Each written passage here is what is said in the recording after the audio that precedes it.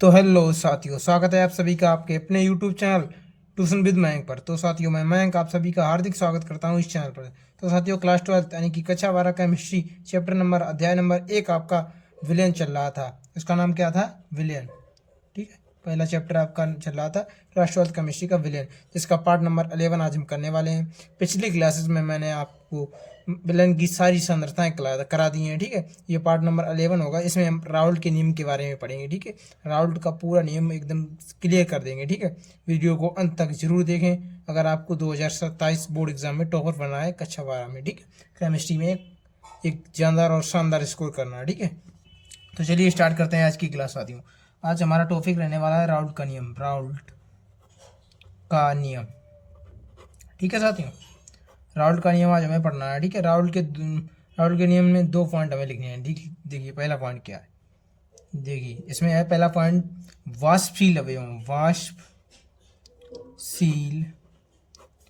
अवयवों ए व वी से मिलकर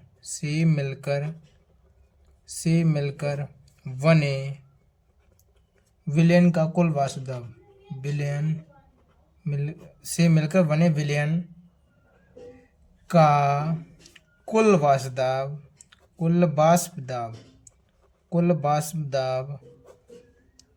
पी। कुल वाष्प दाब को किससे लिखते हैं? पी से। ठीक है, उनके आंशिक वाष्प दाबों के योग के समान होता है। आंशिक वाष्प दाबों के उनके आंशिक वाष्प दाबों के, ठीक है साथियों, के योग के समान होता है। योग के समान होता है। इसको किस प्रकार से लिखेंगे? देखिए अभी आप सभी, P बराबर P A plus P B. अब पी ए और पी बी क्या है आप कहेंगे? ठीक है, ये ए का आंशिक वाष्प दाब है, ये बी का आंशिक वाष्प दाब। ठीक है, पी ए कुल वाष्प दाब। ठीक है, तो कुल वाष्प दाब हमने क्या परिभाषा लिखी थी? वाष्पशील अवयवों ए व वी से, ए का आंशिक वाष्प दाब पी ए, बी का आंशिक वाष्प दाब पी बी। ठीक है, वाष्पशील अवयव ए व वी से मिलकर बने विलयन का कुल वाष्प दाब।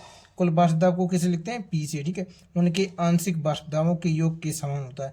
आंशिक वाष्प दाब पी ए पे पी बी हो जाएंगे। ठीक है, योग के समान होता है। इस प्रकार से आप परिभाषित की पहला पॉइंट याद करेंगे। ठीक है, दूसरा पॉइंट में हमें क्या पढ़ना है? दूसरा पॉइंट किस तरह से, देखिए अभी दूसरा पॉइंट जो है उसमें हमें लिखना है आप सभी को कि आंशिक वाष्प दाब पी ए व पी बी। ठीक है, पी ए व पी बी उसके मोल प्रभाज का सीधा समानुपाती होते हैं। उसके मोल प्रभाज का सीधा समानुपाती होते हैं। समानुपाती होता है। ठीक है साथियों, समानुपाती होता है मतलब आंशिक वार्ता पी ए व बी उसके मोल प्रभाज का। किसका मोल प्रभाज? ए का मोल प्रभाज और बी का मोल प्रभाज। पी ए समानुपाती किसके होगा? एक्स से, यानी कि ए के मोल प्रभाज एक्स से। मैंने आपको पिछली क्लास में मोल प्रभाज पढ़ा रखा है, उससे आप क्लियर कर सकते हैं अगर आपको मोल प्रभाज नहीं आता है। पिछली क्लासेस देखेंगे आप। ठीक है, और वहीं पी बी किसके समानुपाती होगा? एक्स बी की। ठीक है, इस प्रकार। तो आप जानते हैं अनुक्रमानुपाती नियतांक को जो ये हटता है तो एक स्थिरांक आता है, तो हमें लिख दे इस प्रकार से हो जाएगा फी ए बराबर फी नोट ए एक्स से। ठीक है, पी ए बराबर हो जाएगा पी नोट ए एक्स से। ठीक है, और पी बी बराबर हो जाएगा साथियों आप सभी का, पी बी बराबर हो जाएगा फी नोट बी एक्स बी। ठीक है, इस प्रकार से आप लिख देंगे। ठीक है, और वहीं आपका पूरा आप लिखेंगे जैसे आपको न्यूमेरिकल इस प्रकार से। देखिए तो पूरा सूत्र आपका है इस प्रकार, पी यानी कि कुल आंशिक वार्ता आपको ज्ञात करना है, तो P not A X A plus P not V X B. इस प्रकार से ये फाइनल सूत्र आपका बनकर तैयार हो जाएगा। ठीक है, मोल प्रभाज आपको ज्ञात करने के आ जाए। राउल्ट के नियम से न्यूमेरिकल आए इस पर टॉपिक पर बहुत सारे। ठीक है, न्यूमेरिकल आपका जरूर पूछा जाता है बोर्ड एग्जाम में, जो मैं अगली क्लासेस में लेकर आऊँगा आप सभी के लिए। ठीक है साथियों, हाँ चलिए आगे बढ़ते हैं। अब अवस्था में जो है वो ए व बी के पास आंशिक वाष्प दाब होते हैं। ठीक, नोट डार्क लिख लीजिए आप सभी। जहाँ पी नॉट ए व पी नॉट बी शुद्धतम अवस्था में ए व वी के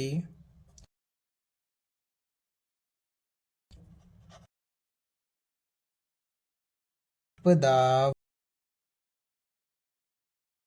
पी नॉट ए ठीक है। इतनी बात आप याद रखना, ठीक है साथियों। यहाँ आप समझ लीजिए, जो होता है वो द्रव जो होता है, द्रव होता है वो अधिकतर क्या होता है, अब वो ठोस जो होता है वो अधिकतर होता है अवाष्पशील। इतनी बात आप याद रखेंगे, ठीक है साथियों। उम्मीद करता हूँ इतनी बात आप सभी समझ पाएंगे होंगे। तो चलिए, राउल्ट के नियम के दो केसों के बारे में हमें और पढ़ना है। ये बीकर मैंने,